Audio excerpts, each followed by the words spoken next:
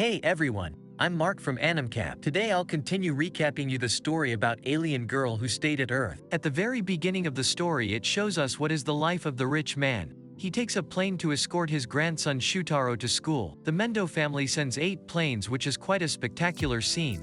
After all, private transportation in the sky is rare.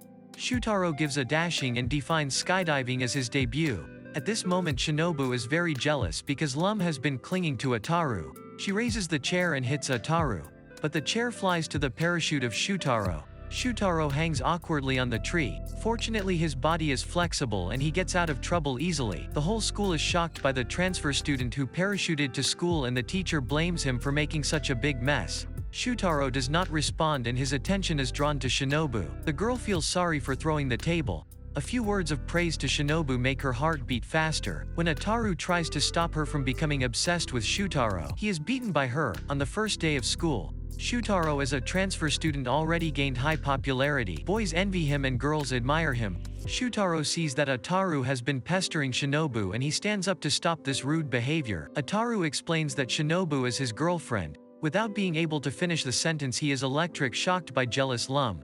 Shutaro did not expect that Ataru, who looked so ordinary, would have a beautiful alien wife. He tries to persuade Lum to break up with Ataru as soon as possible, but Lum ignores him and flies to the tree to sleep. Shutaro continues his performance of showing off and takes the initiative to nominate himself when selecting the president. Shutaro also publishes the rules he is going to implement after taking office. For example, people who ask to leave and leave early will use a lie detector, and once the detector finds that they are lying, they will pull out their tongue. Also, he will send the private police of the Mendo family to monitor the students and kill those who are lazy and do not go to school. After that, he will arrest all the people who are late for school and lock them up. At the end of his speech, he mentions that these cruel punishments are only effective for boys and girls should not suffer but are adored. The boys certainly disagree after hearing this. They are the ones who are most likely to be late, leave early, or not go to school. So all the boys turn their attention to Ataru, thinking that only this reckless guy could stand up to compete with Shutaro. Simple-minded Ataru stands up for election when everyone is heckling. There is only one thing he says in his speech. Once he is elected, the whole class of girls would belong to him. Ataru is supposed to lose for sure, but on this special occasion all the boys vote for him. Unexpectedly, the competition between Ataru and Shutaro ends in a tie. Shutaro is unwilling to see the result and proposes another match. Mendo's family has a duel method that has been passed down for generations. That is, put apples on the heads of both parties of the game, and whoever breaks the apples with a cannon wins. Ataru is quite shocked that Shutaro's ancestors could survive in such a dangerous dueling style. But Shutaro doesn't care about the doubts. He is ready to throw white gloves at Ataru before the duel, but Ataru uses a super fast dodge. It takes Shutaro a long time to block Ataru on the roof. The accident happens at this time since Lum comes to find Ataru. When she is hit by a white glove, Ataru lies that Shutaro wants to duel Lum. She knocks Shutaro down. The classmates chase over and Ataru lies that he has defeated him. The proud Shutaro felt that he had humiliated his family and wanted to kill himself, while Ataru kept repeating the same sentence on the sidelines, saying that all the girls in the class belonged to him. Shutaro has not been able to calm down after returning home. He can't help thinking of Lum. When Shutaro goes to school again, the parachute covers Lum. At the same time, Ataru has just confirmed Shinobu's feelings and she likes nice, rich, and good-looking Shutaro. Ataru reminds Shinobu to cherish her infatuated lover when the parachute falls and covers the 4 of them. Shinobu and Shutaro are very happy after their close interaction, which makes Ataru feel very frustrated. Shutaro is also frustrated because the girl he has feelings for is all about Ataru. Not long after, the school organizes off-campus teaching. The students consider today's activity as a field trip. Lum, who changes into human clothes, seems much gentler. But unfortunately Ataru is still not interested in her. When it's time to explore freely, the 4 of them decide to adventure in a nearby stalactite cave together.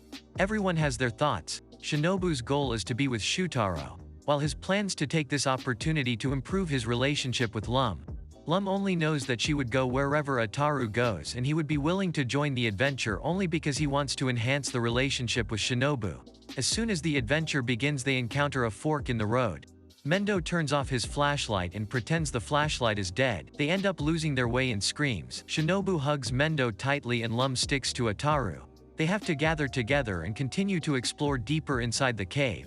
The boys make the deal that they must stay with the right person when they run apart next time. Once again they hit a fork in the road. Mendo quickly turns off the flashlight and they get separated again. This time Mendo is even more unlucky. The person he hugs turns out to be Ataru. Then he suddenly shows his weak side. It turns out that he suffers from both dark phobia and claustrophobia. He is not prone to illness as long as he is watched by girls. Lum and Shinobu come over and Mendo abnormal symptoms go away. Ataru finds that as long as he covers the girl's eyes Mendo will immediately cry. Everyone plans to go the same way back but they get lost and the flashlight is out of power. Lum accidentally activates a spaceship hidden in the cave when she uses electric lighting, only to see that the spaceship crashes through the cave and flies into outer space. The next day 4 crows appear carrying the spaceship and the elder of the crows leads the way. They are aliens like Lum to come to the Earth because of a secret mission. At this moment the main characters are playing tennis on a nearby tennis court. Lum suspends herself in the air waiting to smash the ball. In the end the ball is smashed too hard that it knocks down a crow. The spacecraft loses its fulcrum and slides directly down the hill and the next moment Mendo is crushed to the ground by it. The lecherous Ataru pounces on the beautiful alien girl when he sees her in the spaceship and even Mendo is attracted to the girl. Then 4 crows fly over shouting. At this time the elder of the crows wakes up and he says the reason for coming to the Earth. There are no humanoid males in the crows' homeland and they want to help Princess find handsome guys. The crows think that Mendo is qualified because he is cute, so they let him wake up the sleeping princess with a kiss.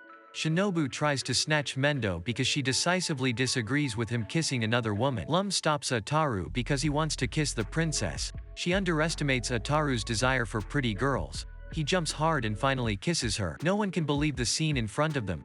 The elder of the crows tells everyone that according to tradition the princess must be with the man who kisses her. Around the moment she wakes up, she mistakes the handsome Mendo the man who awakens her. When Ataru tries to prove that he was the one who woke her with his kissing skills, he is knocked out by the jealous Lum. There is a disagreement among the crows. The elder wants to tell Princess that it was Ataru who kissed her and the 4 crows accompanying him think that they can hide this matter in order to return to their planet earlier. Now they just want Princess to leave the Earth as soon as possible. So 4 crows tie up the elder and fly to the school to find Kurama and Mendo. As soon as the crows arrive they witness the chaotic relationship among the 5. Lustful Ataru keeps sticking to Kurama, who only wants to get Mendo and always pulls him into her arms. To prevent the plan from being sabotaged, Ataru is tied up by the crows and then they try to persuade Mendo and Kurama to get along. It takes a long time for Mendo to finally agree to help. What everyone does not expect is that the crows and Kurama will be so hurrying. They have built a space capsule in the school, ready to let Kurama and Mendo to get along. Mendo's fans are both angry and sad. Mendo doesn't want to get along in front of so many people. He wants to escape but is captured by Kurama. Kurama slowly approaches Mendo, but an accident happens by then. The elder and Ataru sneak into the capsule and they mention Ataru kissing Kurama. Mendo, who has a guilty conscience, admits that he lies to Kurama and Ataru sticks to Kurama again with a wicked smile. Kurama finds herself in a jam. She likes handsome guys so she can't accept the average-looking Ataru. According to tradition Kurama must get along with the person who wakes her up with a kiss. The anguished Kurama asks the elder what kind of terrible consequences will be caused by violating tradition. The elder doesn't have the answer, but it was the previous elder who told him not to violate tradition. The elder turns on a high-tech computer from their planet and contacts the previous elder to ask what would happen if he violated tradition. But the previous elder doesn't know it either, only saying that his previous elder told him so. A similar situation repeats itself until the current elder makes contact with the first elder and finally figures out the origin of this tradition. Many years ago their planet was invaded by a powerful enemy. The first elder set out alone to rescue the captured princess. He defeated many enemies on the way and later met a comatose crow girl. The first elder couldn't help kissing her and then the 2 of them got married. The first elder makes this tradition in honor of his love. The truth makes Kurama overwhelmed. She doesn't expect that such a boring tradition would be passed down for thousands of years. Now without the constraints of tradition she decides to get along with the handsome Shutaro. But Ataru covers him with a large bell when Ataru exploits Shutaro's claustrophobia and causes him to scream in front of Kurama. Kurama abandons him and prepares to find another brave and handsome man to get along. But that's the end of the video. I hope you enjoyed it.